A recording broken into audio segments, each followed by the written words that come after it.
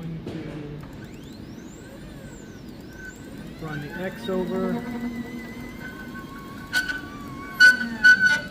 So running the X over all the way, just cranking it. This is our soft limit to 285.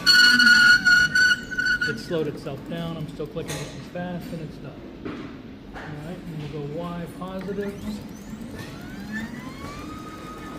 I'm just cranking away. You can probably hear the clicking.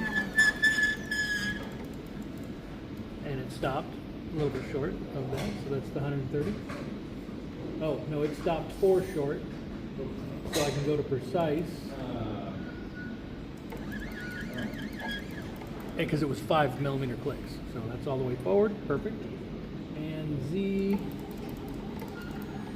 Back on normal. Going negative 40.